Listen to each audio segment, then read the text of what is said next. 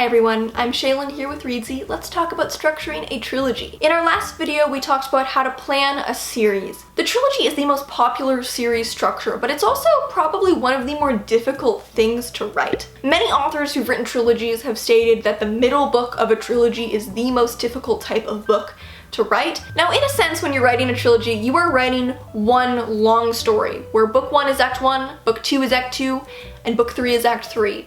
But it's also not as simple as that. So you end up with a 9-act structure within a 3-act structure. If you simply treated book 1 as act 1, you'd end up with an extremely long setup that would probably end up very drawn out and a little boring. Far too much time before getting to the action. The middle book would run out of steam because it would just be one very long middle without anything to jumpstart it or any kind of resolution on its own. Now, the books in a trilogy typically can't stand on their own, but each book does need its own individual arc. Let's take a look at how to balance all of this and how to structure a trilogy. Let's look at this using a 3-act structure. Most stories do fall under a 3-act structure. It's not the only way to structure a book, but because we're dealing with 3 books, it's probably the most natural way to observe the structure of a trilogy. So let's start by looking at the structure of our series as a whole. Like within any 3-act structure, we have an inciting incident, an act 1 break, midpoint, act 2 break, climax, and resolution. Before you worry too much about the individual arcs of each book, let's think about the structure of the story as a whole. You'll have the inciting incident at the start of book 1, the act 1 break at the end of book 1, the midpoint at the middle of book 2, the second turning point at the end of book 2, and the climax and resolution at the end of book 3. You can also easily modify this for a duology, with book 1 ending at the series midpoint. So that's the structure of the series overall, but you also have that same structure within each book. So let's take a look at this. I think it's going to be really hard to explain without a diagram.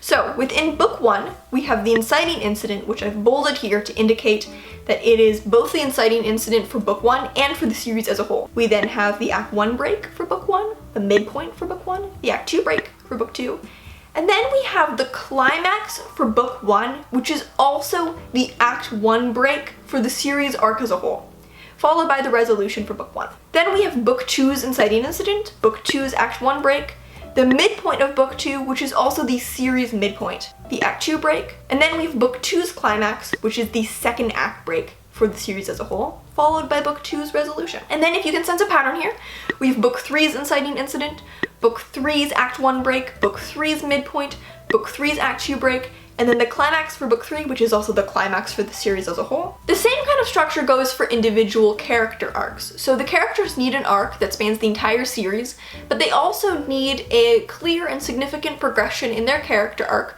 within each book.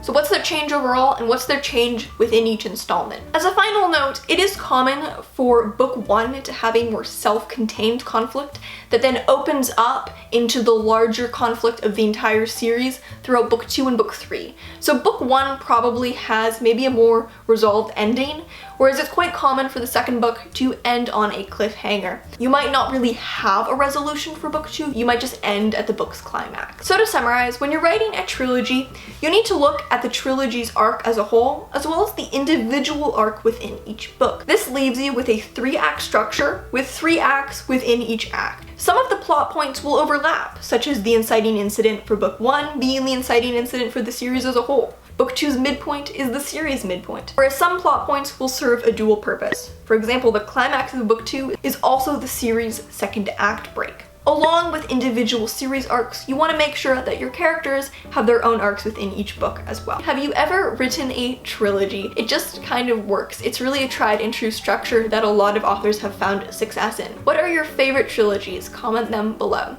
So thank you so much for watching, and remember to subscribe and turn on notifications so you don't miss any new videos from us. We've got new writing, editing, and publishing tips every Tuesday and Friday. Until next time.